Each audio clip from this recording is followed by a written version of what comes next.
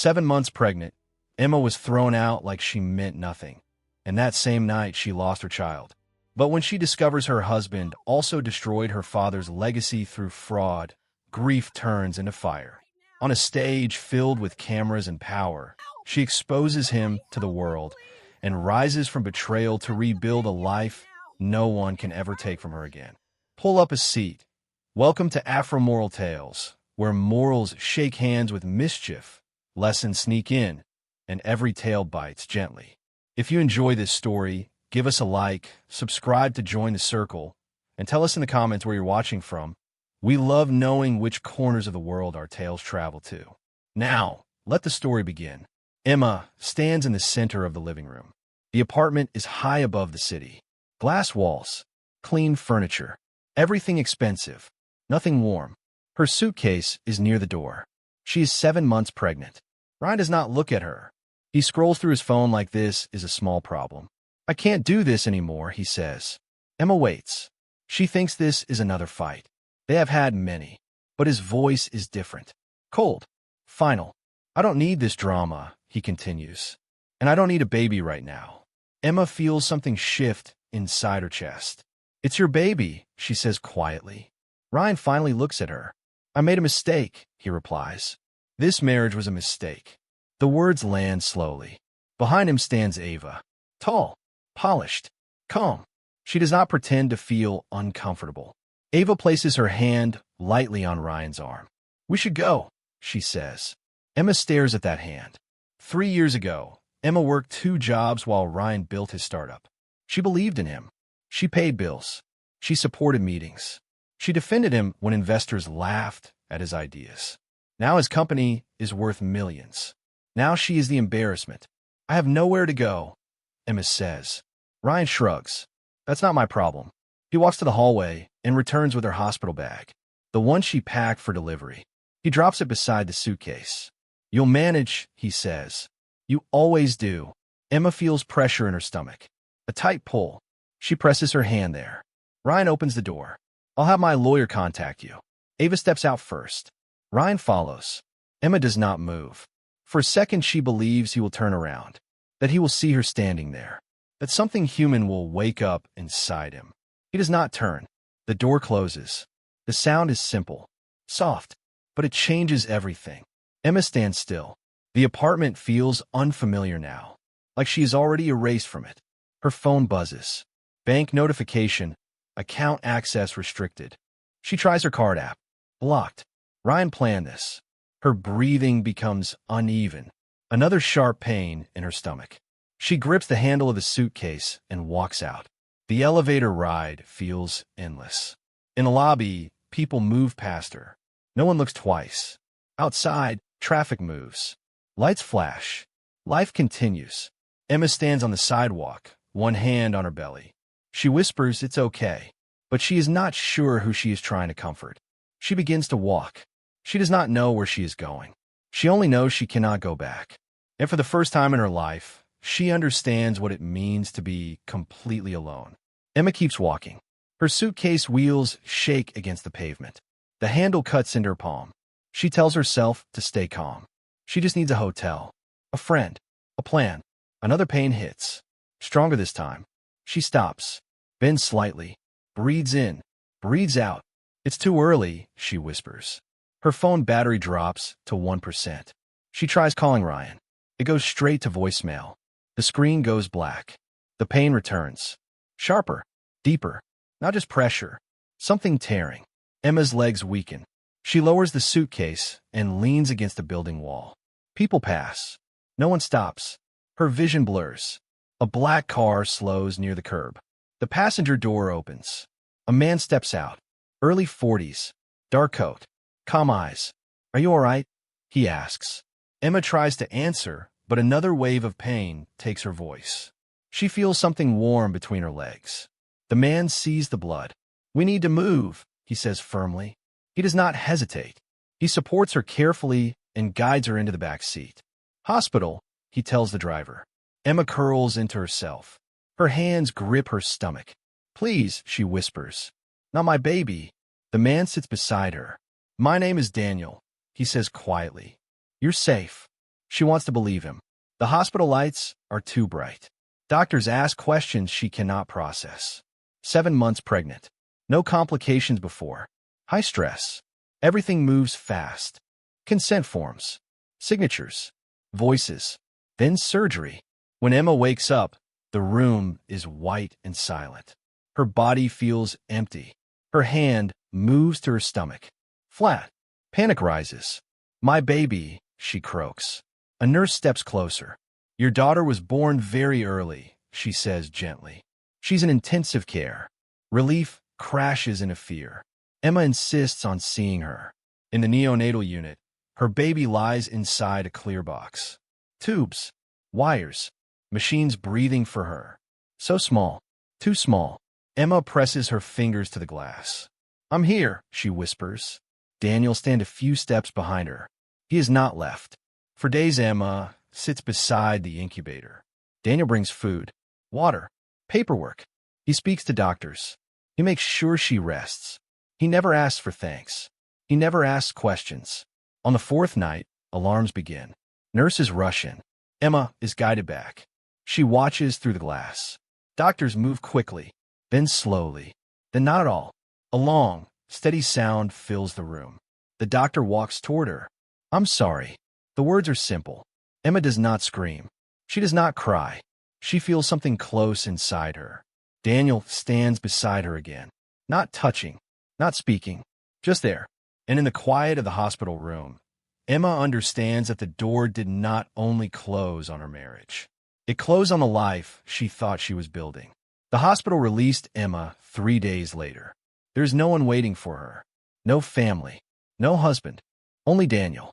He handles the discharge papers, speaks to the nurse, signs what needs signing. Emma moves slowly. Her body aches. Her mind feels distant. Outside the hospital entrance, she stops. "I don't have anywhere to go," she says. Her voice is flat. Daniel nods once. "You'll come with me." It is not control, not pressure, just a decision. She does not argue. The drive is silent. Emma stares out the window. Buildings pass. People cross streets. Life continues like nothing happened. Daniel's house is large, but simple. Clean lines. Neutral colors. No noise. Inside, everything is organized. Too organized. He leads her upstairs to a guest room. "This is yours," he says. "As long as you need. No questions. No conditions." He leaves a glass of water on the bedside table and steps out. Emma sits on the edge of the bed. The room smells new. Fresh sheets.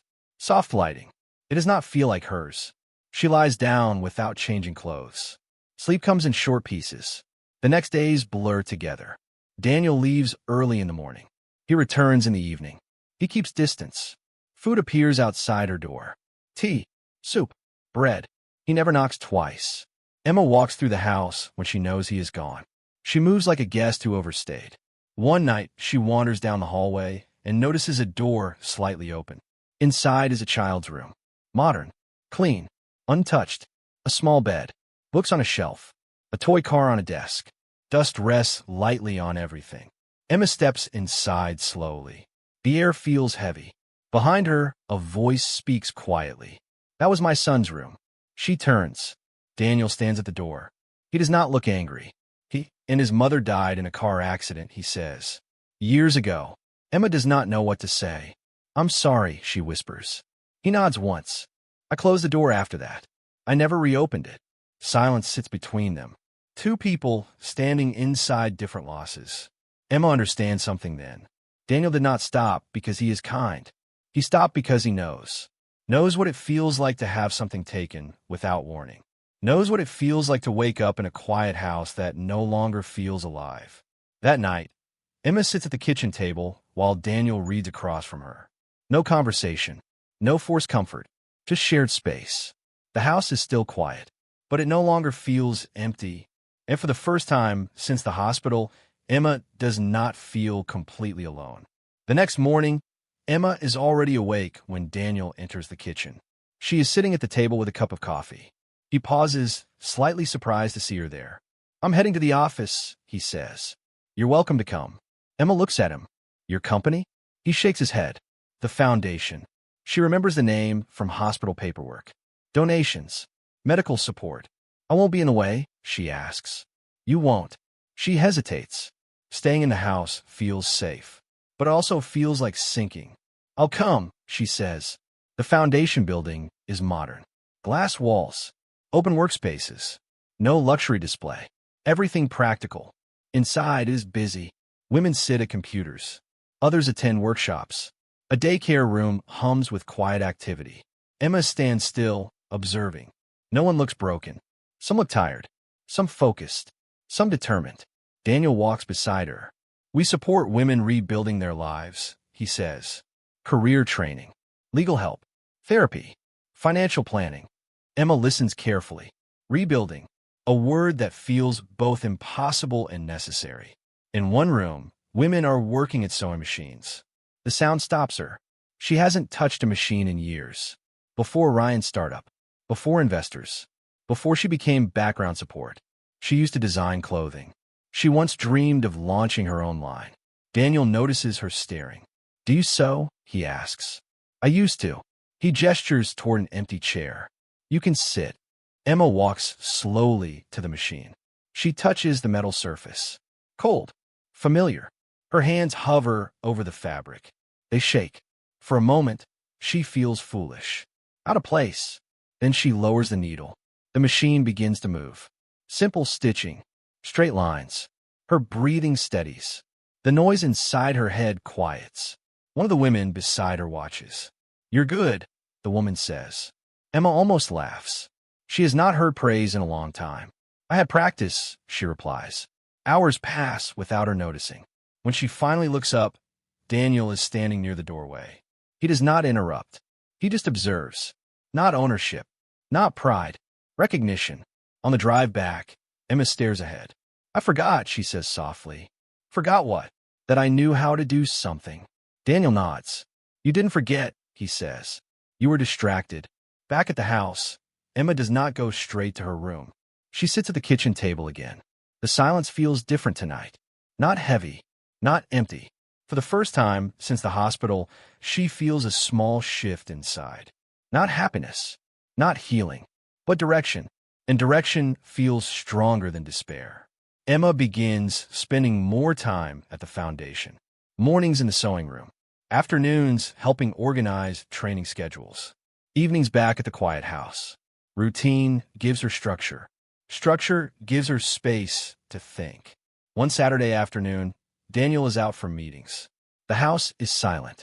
Emma walks into his office to leave a folder from the foundation. The room is neat. Desk aligned. Books arranged carefully. On a high shelf sits a wooden box. It looks older than everything else in the room. She hesitates. Curiosity wins. She pulls it down and opens it. Inside is a photo album. Emma flips it open casually. Then she stops breathing. The first pages show Daniel years younger, smiling beside a woman and a small boy. She turns another page. Her heart drops. Her father, standing beside Daniel. Both younger. Both confident. Standing in front of a construction site. She turns pages faster. Dinner photos. Award ceremonies. A handshake. Her father's hand resting on Daniel's shoulder. They were close. Very close. The front door opens downstairs. Emma closes the album, but does not put it back. Daniel enters the office and sees the box on the desk. He does not look surprised. You found it, he says. You knew my father. It is not a question. Daniel steps inside and closes the door. Yes. Emma's voice tightens. Why didn't you tell me? He takes a breath. Because the story is not simple. Tell me anyway. Daniel sits across from her. Your father mentored me early in my career. He gave me my first major opportunity. He trusted me. Emma listens without blinking. There was another employee, Daniel continues. Brilliant. Ambitious. Your father believed in him too. Emma already knows the name before he says it. Ryan. Daniel nods. He managed internal finances on a large development project. He created fake vendors. Moved money through shell accounts. It took time before we saw it. Emma feels cold. My father thought he made bad investments, she whispers. He discovered the truth, Daniel says quietly. He confronted Ryan. The stress triggered his heart attack. Emma closes her eyes. Ryan did not just leave her. He built his success on theft, on betrayal. Why didn't you expose him then? She asks. Your father asked me not to. He wanted to avoid public scandal. He took the blame himself. Emma feels anger rise. Clean. Sharp. Ryan married me 1 year later, she says slowly. Daniel's silence confirms everything. It was not coincidence. It was strategy. Emma stands up. The room feels smaller now. Ryan did not just destroy her present. He erased her past. And for the first time, Emma does not feel broken. She feels awake. Emma does not sleep that night. She sits on the edge of the bed, replaying every memory. Ryan comforting her after her father's death. Ryan telling her the company collapse was just bad management. Ryan saying her father had been careless. She sees it clearly now. Careless was not the word. Trusting was. By morning, something inside her has changed. Not grief. Not shock. Clarity. 3 days later, the intercom rings. Emma is at the foundation reviewing fabric orders. Daniel answers the call in his office upstairs. A pause. Then his voice comes through the speaker in the hall. Send him up. Emma's body tightens before she hears the name. Ryan. He walks into the foundation lobby like he still belongs in expensive spaces. His suit is sharp, but his confidence looks thinner. He sees Emma. For a moment, he freezes. Emma, he says softly. I've been trying to reach you. She studies him. No warmth rises in her chest. Only distance. My accounts were frozen, she says calmly. So I assume you tried very hard. He ignores that. I made mistakes, he says. I was under pressure. Investors were pulling out. I handled it badly. Daniel steps into the lobby, but stays back. Ryan notices him and stiffens. This is between us, Ryan says. Emma shakes her head. No, it never was. Ryan lowers his voice. You're staying with him now? You think he's helping you? She does not answer. Ryan steps closer. You don't know who he really is. Emma holds his gaze. I know who you are. For the first time, his composure cracks. I built everything for us, he says. You were supposed to stand beside me. Emma's jaw tightens. You built it on stolen money. Silence. People in the office stop pretending not to listen. Ryan laughs lightly. Who told you that? Him. Daniel walks forward now. I have documents, he says evenly. Ryan's eyes flash. Forgery can go both ways. Emma watches them both. One desperate, one steady. Ryan turns back to her. Come home, he says. We can fix this. She hears the word home and feels nothing. I lost my child the night you threw me out, she says. Ryan's face hardens. That wasn't my fault. That sentence ends it. Emma steps back. Leave. He stares at her as if waiting for her to break. She doesn't. Security approaches quietly. Ryan straightens his jacket. This isn't over, he says. Emma meets his eyes. It is for me. He walks out. The door closes behind him. This time, the sound does not destroy her. It confirms something. She is no longer the woman who waited for him to turn around. She is the woman who told him to walk away. After Ryan leaves, the foundation feels different. Not shaken. Focused. Emma stands by the window in Daniel's office. She watches the city move below. He'll come back, Daniel says quietly. I know, Emma replies. She does not sound afraid. Ryan will not disappear. Not when his company is collapsing. Not when investors are asking questions. He needs credibility. He needs money. He needs an image. Daniel walks to his desk and opens a drawer. Inside is a thick folder. I've been collecting evidence for years, he says. Bank transfers, offshore accounts, internal emails, statements. Emma turns to face him. You were waiting? Yes. For what? For the right moment. Silence settles between them. Emma steps closer to the desk and opens the folder. Numbers, dates, signatures, forgeries, proof. My father never deserved what happened, she says. No, Daniel agrees. Emma closes the folder carefully. This isn't about revenge. Daniel studies her. I know. It's about the truth being public. He nods. There's an opportunity. Emma waits. The Foundation's annual gala is in 3 weeks. International press. Investors. Business leaders. She understands immediately. Ryan will attend. He cannot afford not to. He'll think it's networking, Emma says. Daniel allows a small smile. He's already reached out to my office twice this month. Emma feels steady. What's the plan? Daniel leans back slightly. We invite him for a private investor meeting during the gala. Controlled environment. Recorded conversation. Emma considers it. He'll deny everything if confronted. Yes, but he talks when he feels powerful, she says. Daniel nods again. He likes to impress. Emma walks to the window once more. The city looks different now. Not threatening. Strategic. If he confesses publicly, she says slowly, there's no room for spin. Daniel watches her carefully. Are you ready for that kind of exposure? Emma thinks of the hospital room, the incubator, her father's funeral, the night she stood outside with nowhere to go. I already survived the worst, she says. What's left is just truth. Daniel stands. I'll arrange the invitation. Emma turns back to him. One condition. He waits. I speak. He nods without hesitation. It's your story. Over the next days, preparation begins. Legal teams review evidence. Tech teams arrange recording systems. Security plans, contingencies. Emma continues her work at the foundation as if nothing unusual is coming. But inside, something sharp has replaced grief. Not anger. Purpose. Ryan believes he controls narratives. He believes he can rewrite history. He is wrong. This time, there will be no private arguments. No closed doors. No hidden files. There will be witnesses. And Emma will not stand behind anyone. She will stand in front and speak. The night of the gala arrives without drama. Emma stands in a quiet room behind the ballroom. Black dress. Simple lines. No jewelry except a thin ring she wears for herself. Daniel adjusts his cufflinks. Once this starts, it cannot be undone, he says. I know. He studies her face. She is calm. Not the calm of denial. The calm of decision. In the ballroom, investors and executives move through conversations. Cameras stream the event live on large screens placed around the hall.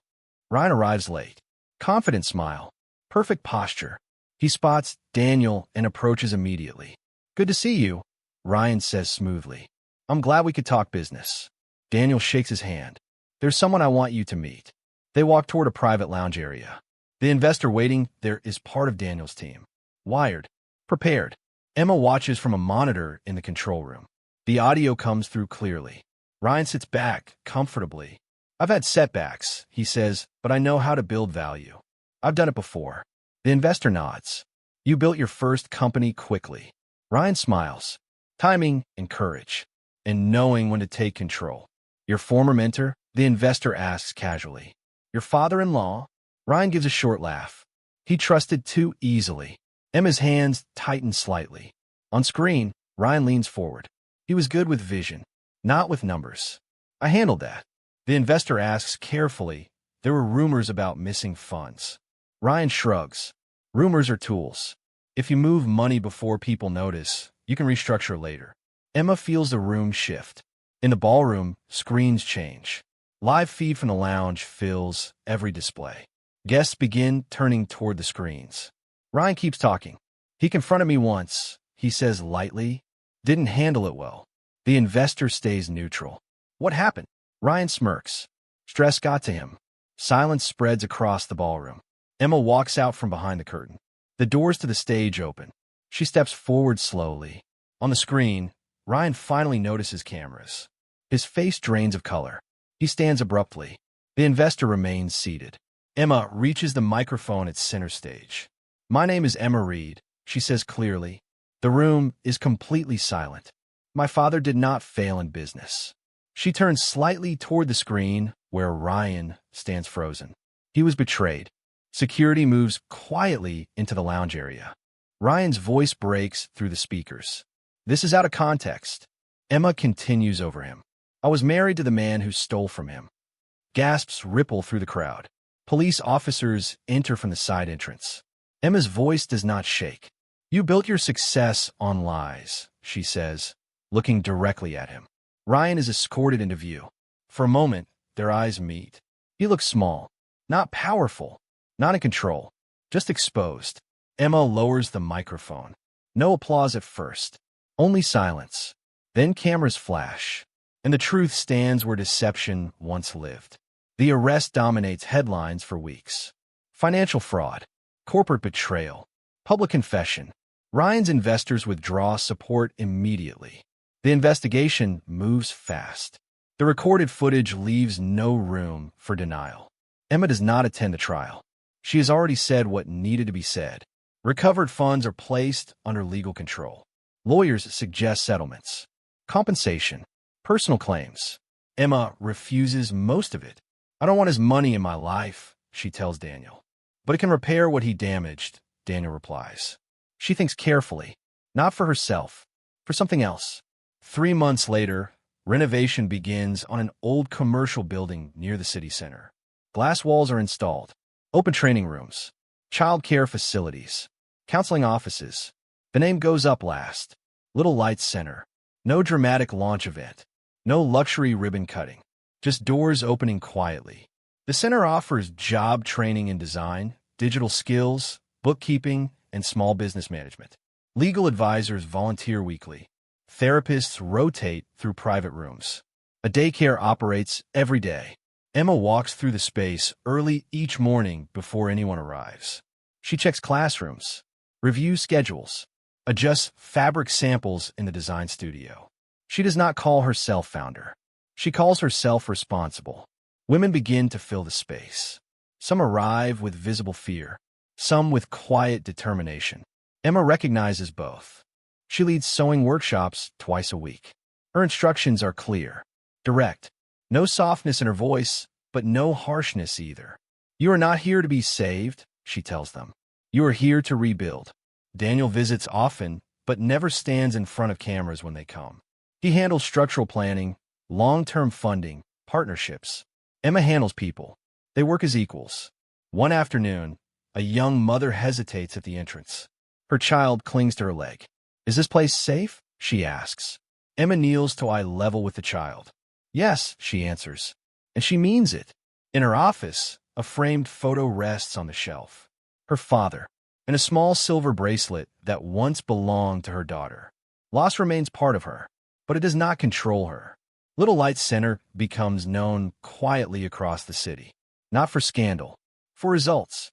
Women leave with contracts, skills, confidence. Emma stands at the window one evening as classes end. The building glows from inside. Not flashy, not loud, just steady. Daniel steps beside her. You built this, he says. Emma shakes her head slightly. No, she replies. I chose not to stay broken. And that choice changed everything. 2 years pass. Little Light Center grows without noise. No dramatic expansion. No headlines. Just steady work. More classrooms. More partnerships. More women walking through the doors. Emma arrives early every morning. She walks through the halls before the lights are fully on. She likes the quiet before the day begins. In the courtyard, children play before classes start. Staff set up materials. Coffee brews in the break room. Life moves forward here. Not perfectly, but honestly. Daniel remains present in ways that do not demand attention. Life moves forward here. Not perfectly, but honestly. Daniel remains present in ways that do not demand attention.